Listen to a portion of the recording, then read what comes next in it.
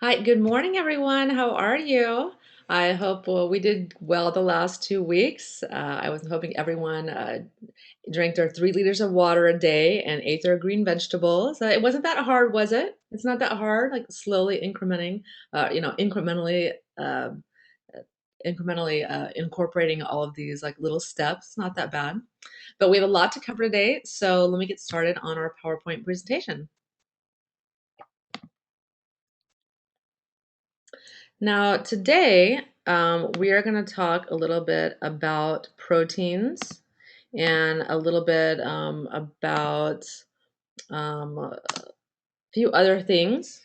We're going to talk about meat, fish, and eggs. We're going to be talking about vegetarianism and veganism and how to do those healthily.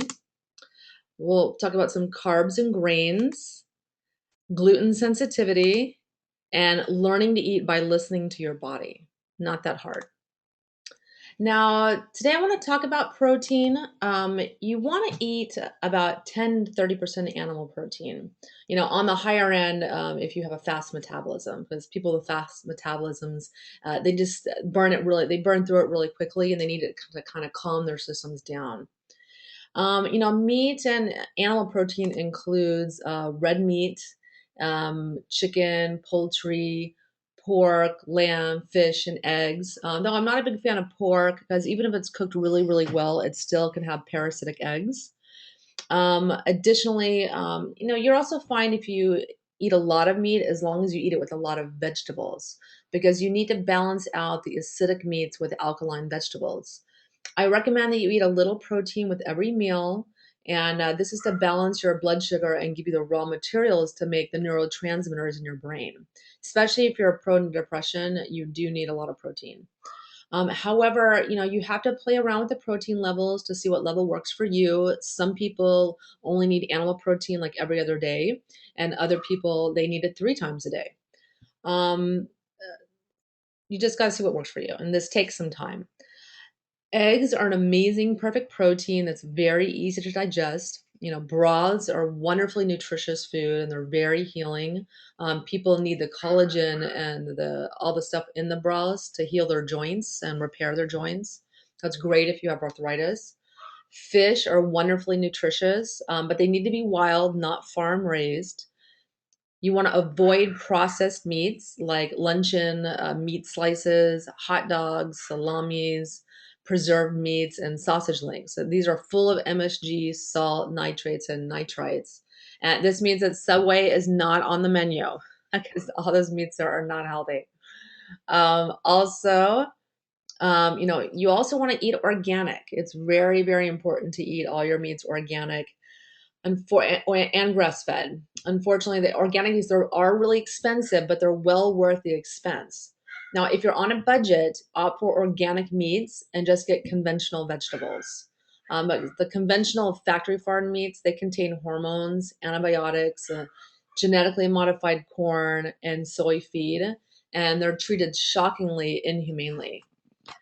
And the meat has to be organic, preferably grass fed, also known as grass finished or pastured meat. And you want to note the difference between organic grass fed and organic grass fed because grass fed is not necessarily organic and vice versa. Organic meats are usually fed grains, albeit they're organic grains, but this is not the normal healthy diet of cows or chickens or fish. Is even fish are fed grains. They're also fed soy, which is not good for them. They're usually really not healthy animals at all, even if they're organic.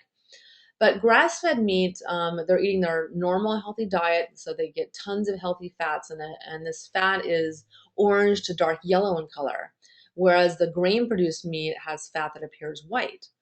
And this omega-rich fat tastes kind of gamey or almost off-tasting, but this is a good sign that you're eating healthy meat. It's not rotten, even though sometimes it can taste a little bit off. But if you don't like this taste, just marinate the meat overnight. And organic meat is also, or grass fed is also going to have less inflammatory omega 6s and more anti inflammatory omega 3s, while grain fed beef is just the opposite. It's got many more inflammatory omega 6s and fewer omega 3s. And this is one of the reasons why people have this underlying inflammation that causes obesity and all kinds of diseases. So you want to definitely get more omega-3s in your diet if you can. Now, one of the best online resources for locating healthy, naturally produced grass-fed meats near you is eatwild.com. Now, you want to give wild meats a try, like buffalo, elk, sage hen, ostrich, or antelope. So just look online for mail order suppliers of game meat. They're really, really good. They are very expensive, though, I have to warn you. But you can save money if you buy them in bulk and freeze them and cook them at home. Now, one thing I want to go over, I'll go over each animal protein bit by bit. The first one is red meat. Now, red meat gets a bad rap, but I recommend that you eat it about once a week. Red meat contains saturated fats, but you need some kinds of saturated fats to be healthy. There are different kinds of saturated fats. Some are healthy, some are not. I think stearic acid is not healthy, but palmitic acid is absolutely necessary for functioning. Most importantly, the red meat is very high in zinc and iron, and it's a fantastic source of B12. Except for nutritional yeast, which I think is totally inedible. This is a source that a lot of vegans have to eat to get B12 because B12 is not found except in animal protein. And also, red meat's red because it contains a lot of iron, and it's the heme iron, which is the iron that's most bioavailable to your body. There is iron in soy and raisins and spinach and whatnot, but it's non-heme iron, and that's not really the kind of iron that's readily available. It's just so much easier. There's a little bit in chicken, but it's mostly found in red meat. Now, poultry is very, very tasty. I eat lots of poultry. You want to get organic, free range chickens or turkeys. They're so much better than factory farmed caged battery chickens because they're not as fat. They're actually leaner. Here, too, the natural foraging diet of insects, worms, and plants guarantees a healthful ratio of omega-3 to omega-6 fatty acids. Um, so basically, factory farm chickens, they eat an unnatural grain diet. They're totally disease ridden. They're fed GMO pumped antibiotics. They're just generally like real nasty. Sorry, I screwed up on my little PowerPoint presentation here. Um, so yeah, the battery cage poultry, it's just really nasty stuff. You just do not want to touch it. And that's the majority of what people are eating today. Now, these chickens, like I said, they're fed an unnatural grain diet that makes them really, really sick. They're fed GMO feed, they're fed genetically modified soy and corn and other grains. They're fed antibiotics, which get into you and kill all your gut flora and just wreak havoc on your body and make you more resistant to antibiotics. They're full of inflammatory omega 6s. Um, and so it causes inflammation in your body. And they're also fed arsenic, which is quite lovely. But they're fed this poison to the human body simply because it makes them grow twice as fast. And it just makes the chickens grow to a full adult size, I think in 45 days as opposed to 90 days. I'm not sure if that's correct, but it's just roughly makes them grow twice as fast. So it's obviously not healthy. And the chickens are also fed their own poop and other chickens that have died from disease and infection, and then been rendered and fed back to the chickens. I mean, it's just disgusting. And the majority of poultry is actually contaminated with salmonella because of the cramped, horrible, just germ infested conditions in which these poor chickens live. So definitely want to be eating the organic, preferably grass-fed chickens. You can find them at your local farmers, find them at your farmers markets. Whole Foods has some. They tend to have mostly organic. It's kind of rare to find grass-fed and organic, but just do your best. Now, fish is so good for you. It supplies really high protein. It's low total fat, while it's really high in omega-3. However, fish is some of the most contaminated animal protein due to our environment. Fish and seafood, especially shellfish, are contaminated with heavy metals, particularly mercury. And they're also contaminated with industrial waste like polychlorinated biphenyls, PCBs, which don't break down in our environment, and pesticides such as DDT. That was outlawed years ago, but it's a pesticide that just doesn't break down in the environment, unfortunately. So it's still present and really wreaking a lot of havoc on our health. Sadly, no matter how pristine a fish's environment, industrial waste spews into clouds, and that it takes it to the most remote corners of the earth.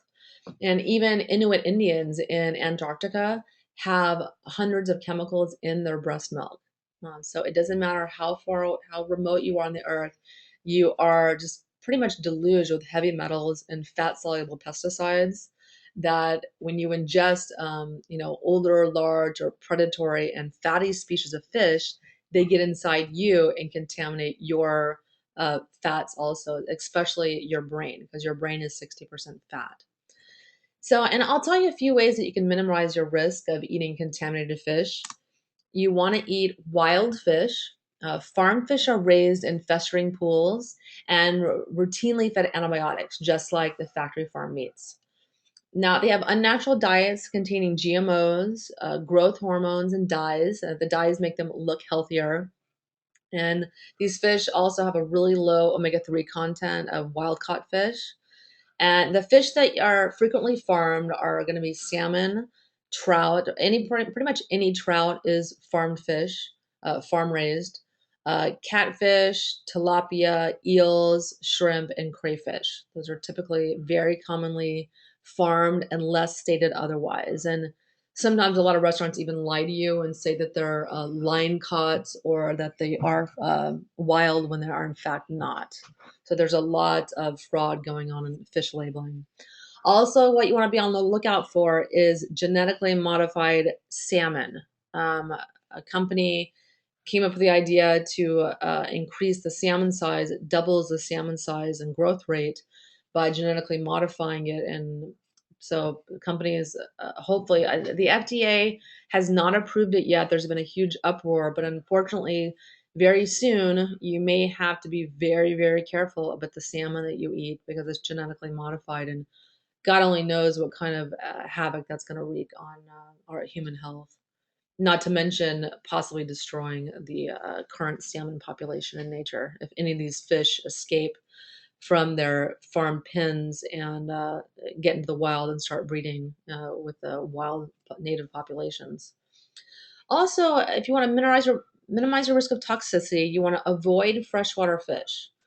Unfortunately, most of the freshwater, bodies of water in the United States and, even in many parts of the planet are totally polluted with industrialized waste and runoff from these huge factory like cow farms and whatnot.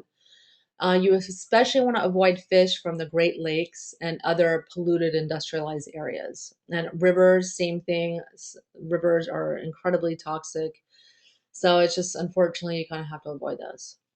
You want to choose fish that come from cleaner, remote bodies of water, such as the Pacific Ocean or Alaska. You also want to eat mainly smaller fish, smaller non-predatory species such as anchovies, flounder, herring, sardines, mackerel, sole, pollock, catfish, halibut, and clams. So I regularly eat canned Wild Planet brand sardines. They are so good. I highly recommend them. I love sardines. They're just full of omega-3s, full of minerals, and you just don't have to worry about them being contaminated with the PCBs and mercury because they just don't grow large enough. They aren't alive long enough to accumulate these toxins. However, you want to avoid shellfish. The shellfish is real tasty. I love my shrimps and my lobster, but the shellfish tend to grow near beaches and river mouths, and this exposes them to industrial and human runoff. And these shellfish aren't so contaminated with heavy metals, so you really want to just occasionally enjoy oysters, scallops, shrimp, lobster, and other shellfish. The fish you really want to avoid are big fish, big predatory fish like swordfish, shark, and tuna, because these are really long-lived predatory fish, and by eating other fish and living a long time, they tend to accumulate more mercury and pollutants. Now we're going to talk about our little eggies. I love eggs. They're a perfect, complete protein, and they're very easy to digest. They give you all so many nutrients and healthy fats, and you probably want to keep your egg consumption though down to about 6 to 12 eggs a week. You don't want to go too crazy with them. You can have too much of a good thing. They're about 34% protein and really high in fat, though the fat is very healthy. You do need healthy fats. Some people can eat a 70 to 80% fat diet. But one thing is these fats and eggs, there's big hullabaloo like in the 90s that, oh my God, eggs cause cholesterol and people should avoid them altogether if they want to have healthy cholesterol. This is complete nonsense because your liver makes 80% of the body's cholesterol.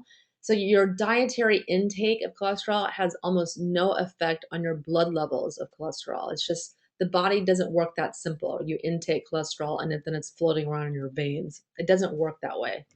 Um, so eating one egg a day has no discernible effect on your cholesterol. You can definitely eat more, even if you have high cholesterol, because white flour and sugar are what raise your cholesterol.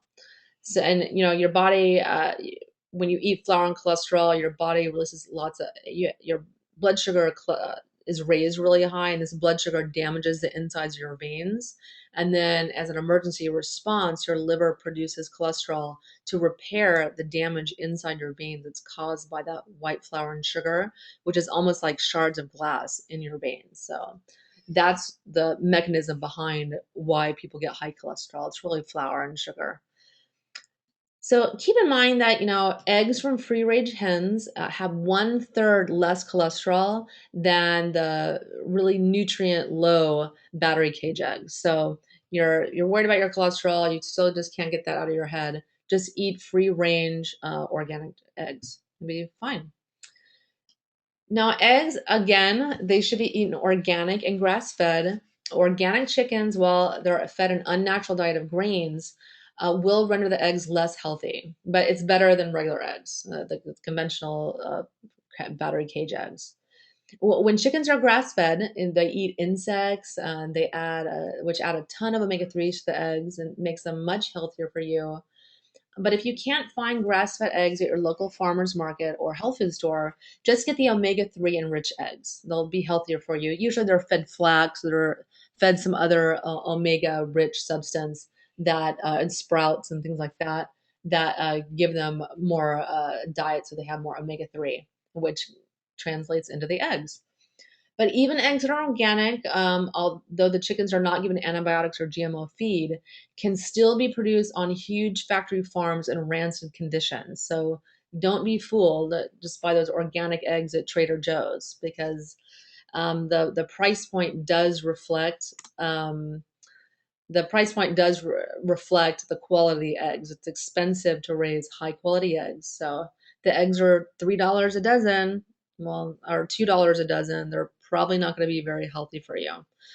So don't even bother with eggs that say free range or natural on the package. This doesn't mean a thing, as the FDA doesn't regulate this phrase. So, and free range can also mean that that the chickens have like 3 feet of space to run around in, which is not exactly grass fed.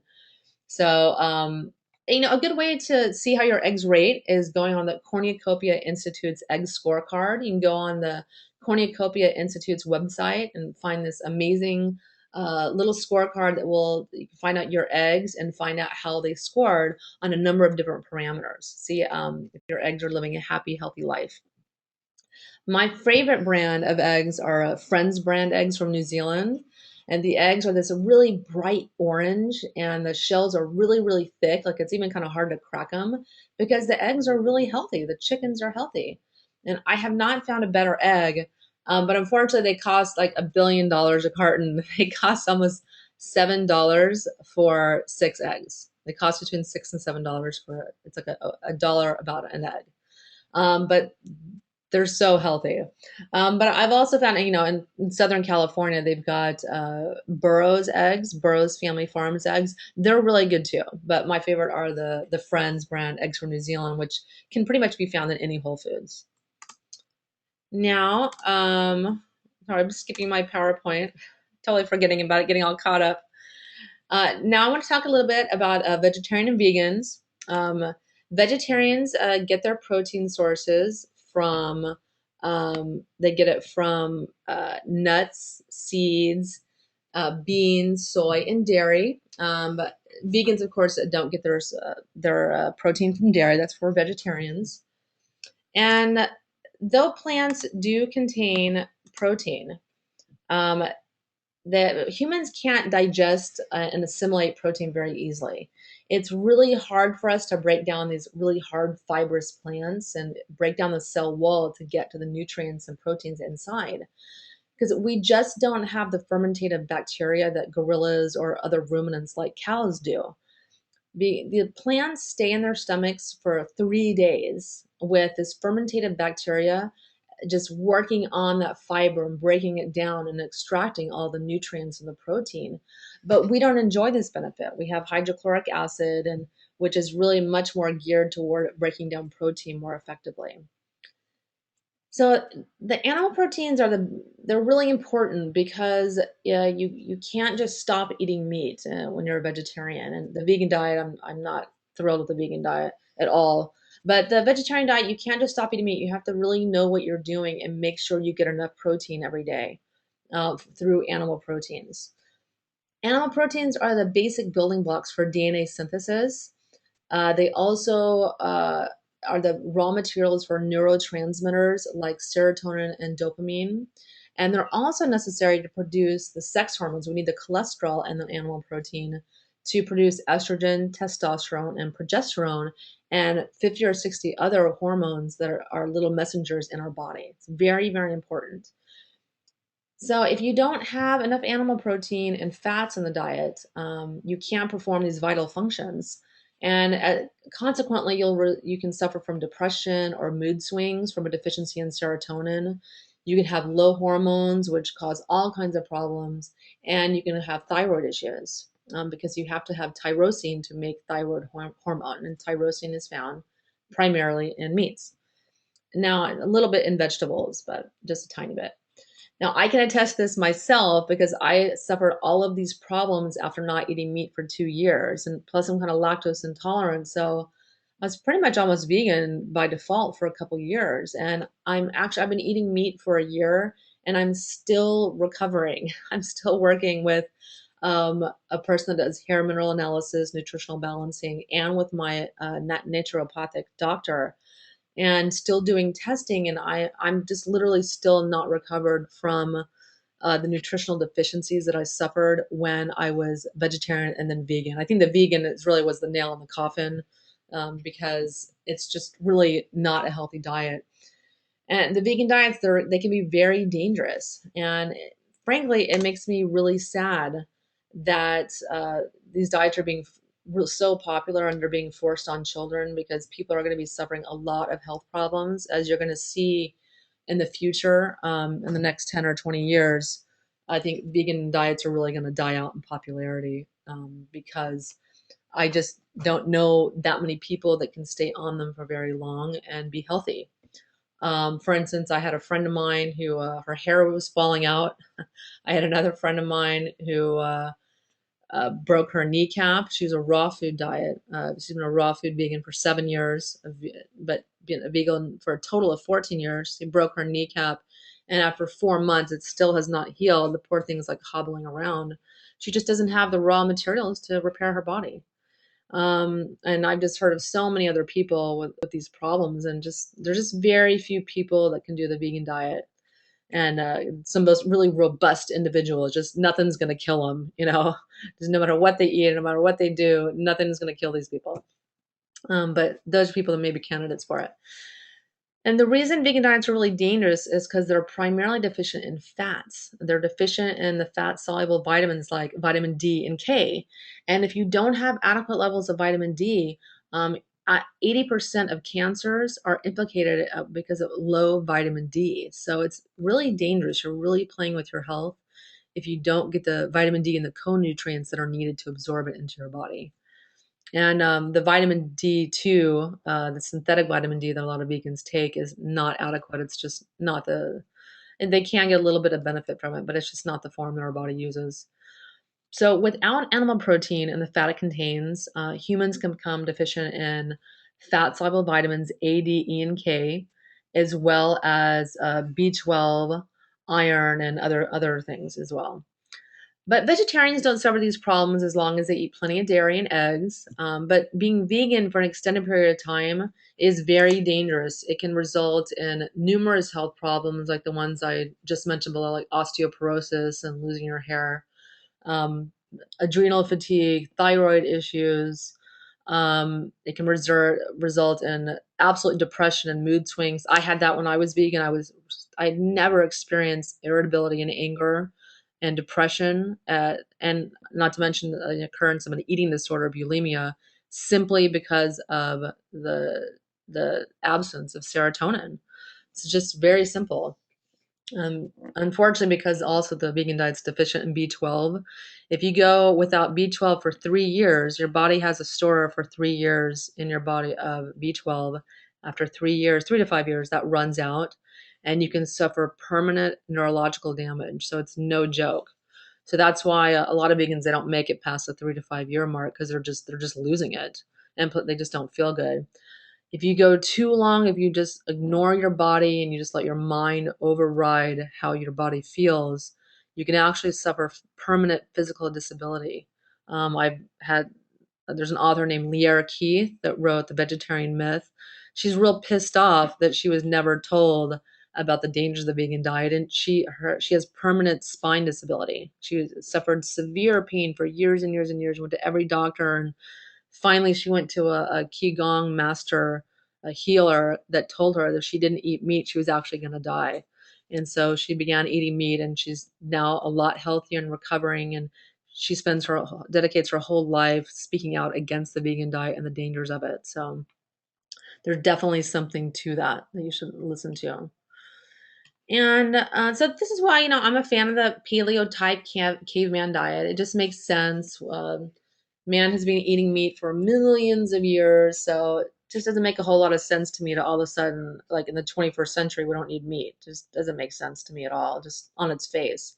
So as far as I'm concerned, I made this decision a long time ago. Is you have to choose between your health or your convictions to save the earth and the animals. And I personally choose health, but you have to make that choice for yourself. Now we're going to talk about carbs and grains. Um, I'll tell you a little bit what they are. Complex carbohydrates include whole grain bread, whole grains like amaranth or millet, spelt, whole grain tortillas, whole grain pasta, brown rice or any other colored rice like red, black, or green rice, root veggies like red, purple, yellow, or fingerling, and sweet potatoes. Then there's the simple carbohydrates, the refined carbohydrates, which should be totally avoided. These are white rice, except for naturally occurring, some like basmatis are naturally occurring white rices. White potatoes, white pasta, white breads, except for sourdough, because it's naturally white, and sugar, white sugar.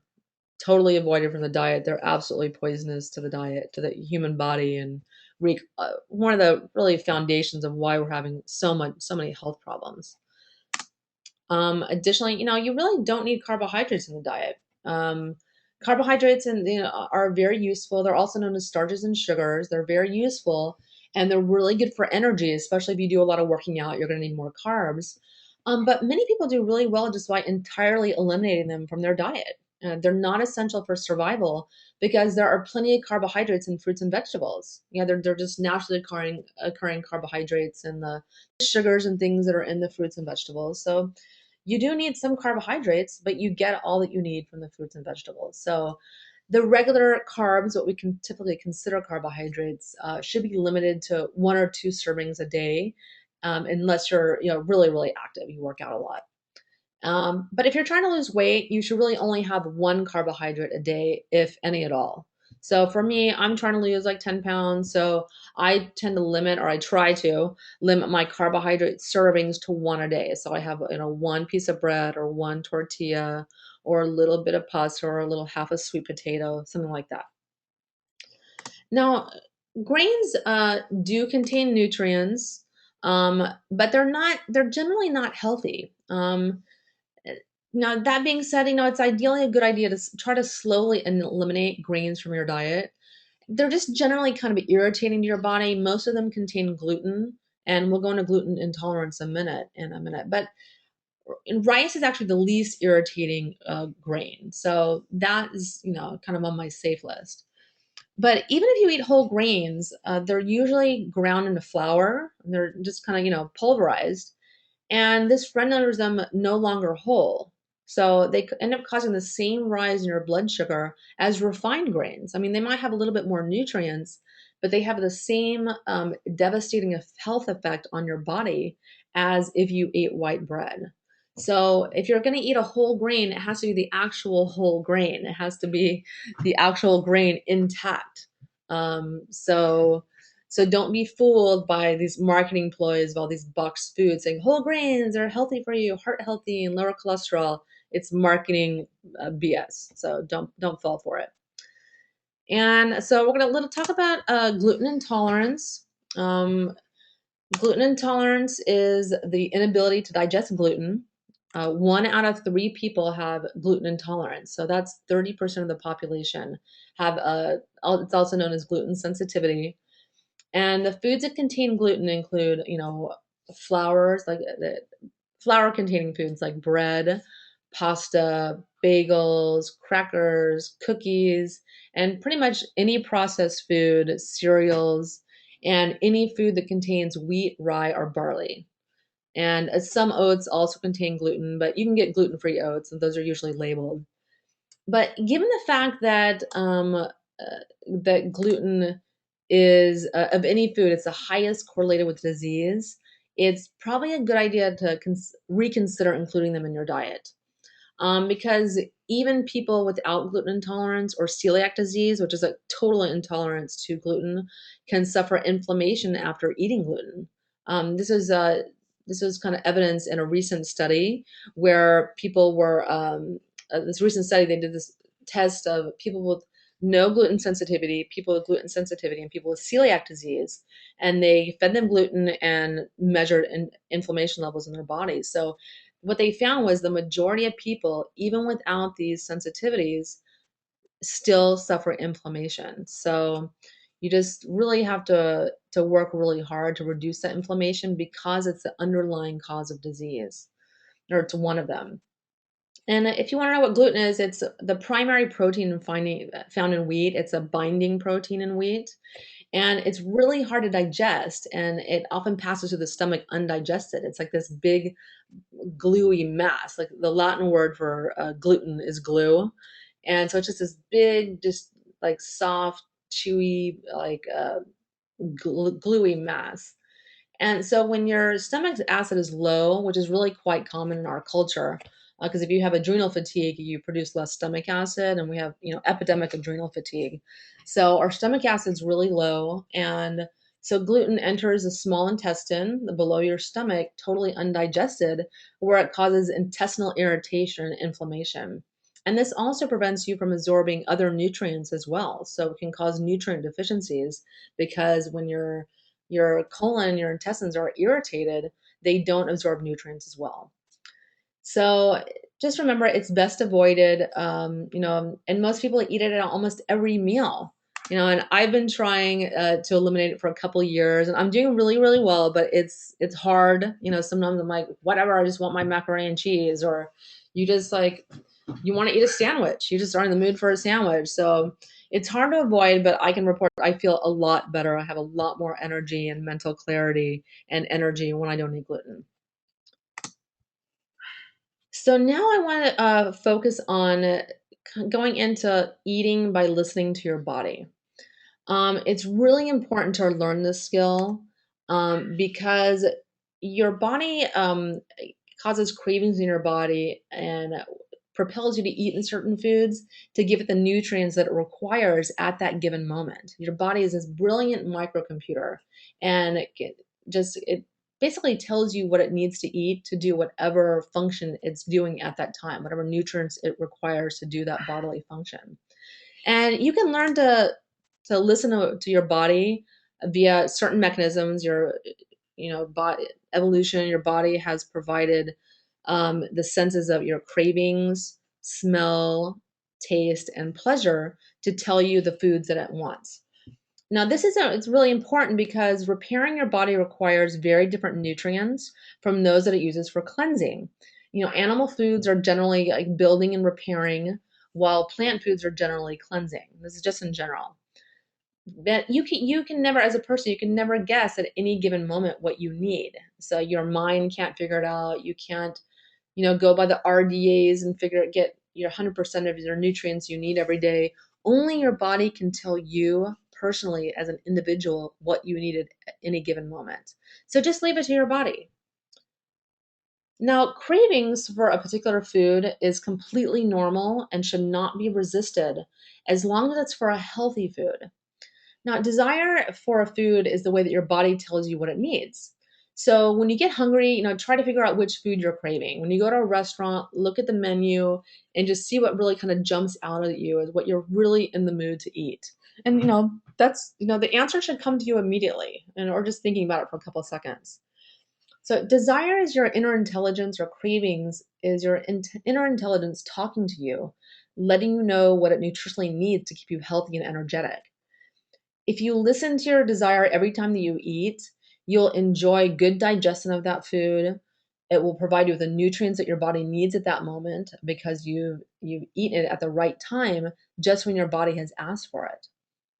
But sadly, people's desire for food have been hijacked by addictive and taste altering chemicals in processed foods, like MSG, for instance, which is it's kind of like a salt flavoring. It makes foods taste salty and makes them explode with flavor in your mouth. And they're pretty much in all fast food and most processed foods and most chain restaurants. Now, these processed foods are specifically engineered with chemicals to make them addictive. And they also kind of dampen your taste buds as well because, healthy foods, whole foods will taste bland after these chemicalized f- foods that are just artificially flavored. So listening to your body is only applicable for cravings for whole foods, which does not include sugar and flour. So that craving for a muffin is probably, or a bagel is not what we're talking about. You've got to stop eating processed foods for your subtle taste and desire for natural food to return. And if you go off for 3 weeks, usually your natural senses can return. So there is hope. Now, your sense of smell gives you a lot of information about food. It tells you if it's safe to eat, if it's full of chemicals or bacteria, if it's fresh or moldy, and most importantly, if it meets your body's nutritional needs. So smell everything before putting it in your mouth. If it doesn't smell right, forget it. Just don't eat it. It's not what your body wants right now. If it smells a little bit rancid, don't eat it. It's not worth it. But a lot of times, foods that have bacterial overgrowth, that have food poisoning, they actually don't have any smell to them. So you can't just smell a food in your refrigerator and know that it's rotten. Just FYI. So, so you want to really listen to your sense of smell because something is right for you at that moment. It's going to smell really appealing. And if it's not the right food, it'll smell unappetizing or even repulsive. If food is not pleasurable that you're eating, then it's the wrong food for you at that moment, no matter how healthy it's supposed to be. Have you ever had that occurrence where you have a one bite of ice cream and then 10 bites in, it's just not nearly as satisfying? That's what your body doesn't want anymore. It's telling you, just please stop putting that in me. But it wanted a little bit of those nutrients that are existent in the ice cream, but after a few bites, your body's done. So listen to your sense of taste and respect it because it's a major channel of communication of your body's innate intelligence. Now, as the natural foods on this planet have been designed, your inner body intelligence knows their composition and knows their nutritional composition. and it knows what foods to choose for particular needs. All we have to do is treat this intelligence with respect. So use your senses of smell, taste, and desire for food and satisfaction from eating these foods to guide you in your decisions of when to eat, what foods to eat, and in what combinations. Now we're going to go over our goals for the next couple weeks. I want you to focus on listening to how you feel after you eat. What foods make you, sick to your stomach, or make you feel like you're eating real clean? Do they make you feel energetic, or do they make you feel tired or even pass out within an hour of eating them? For instance, when I eat too much candy, I literally just pass out cold for 2 hours, like in a blood sugar coma. And same thing with gluten. After I eat gluten, couple hours, I'm real tired and groggy. I don't want to feel that way. So it's really amazing to me how much of an effect foods can have, like on your mood, even. Like, do foods put you in good spirits, or do they make you feel really moody and really irritable? I found that after I eat sugar, I never realized, I never made the connection before, but I'm really irritable. I'm like really, really irritable like an hour after eating sugar. And I always thought it was um, just an outside force. My husband, or it's just something going on with work. I just thought that's why I was not in a good mood, or some aspect of my life I'm not satisfied. So it's very easily to hang that hook on things besides food, but foods really have a tremendous impact on how you feel mentally and physically. So begin paying attention. You might be very surprised by what you find. And food has a profound impact on our moods and physical well being. And you just have to pay attention. And so, also, the number two thing that I want you to do for the next 2 weeks, I want you to just try to go gluten free. Now, if you're worried about how to do this, you can go on my website and just look at my blog. This is Gluten Sensitivity Effects 1 and 3. That's under weight loss. But you can also find it in the categories on the right sidebar. And I want you to just try it. Just try it out for a couple weeks and just see how you feel. And gluten, like I said, it's just really not healthy for a lot of people. It causes inflammation. It's just the gluten that we grow in the United States is the flour that we have is a really high gluten content. It's not the same gluten or wheat product that's in Europe. Europe, they just use like normal plants, but in the US, for some reason, we grow these hybridized wheat plants that have a really high gluten content. So they're just real nasty, and it's not healthy on our system. So after you read my blog, it's probably going to scare you into compliance. But how you go about going gluten free is you want to eliminate all bread except for gluten-free breads. There's wonderful, yummy gluten-free breads that use different grains instead of wheat. You want to avoid pasta unless it's you can do a brown rice or quinoa pasta. You want to avoid flour tortillas, but corn tortillas are okay. Brown rice tortillas are okay. You want to avoid muffins, but you can get muffins and cakes. You want to avoid muffins, cakes, and cookies, but you can get those made with almond flour or coconut flour. There's all kinds of yummy alternatives. They're a little bit more dense, but they're totally fine and very tasty. And you can avoid regular crackers. There's no Ritz crackers or saltines. Those have gluten in them. But there's all kinds of alternatives that are fantastic. And this means pita chips. Pita chips are out. Bagels are out. Anything made with flour. But it's not the end of the world. It's really not that hard to adjust. And it's not really, it takes some time, but I've gotten to the point where I just have some soup and some meat and vegetables, and I don't need to have a bread, or I don't need to have toast, eggs and toast. I don't need to have um, sandwiches or wraps or things like that anymore. Just learn to do without it. So it's not that hard. It just takes a little adjustment, but I promise you, it's worth it, because if you have any kind of pain, especially joint pain, fatigue, headaches, or digestive issues like IBS, they may very well just disappear after removing gluten from your diet. So give it a try. So thanks so much, everyone. Good luck in the next 2 weeks, and I'll see you in 2 Saturdays. Have a fantastic day, And I'm so happy to join you on your journey to live to 110. Bye bye.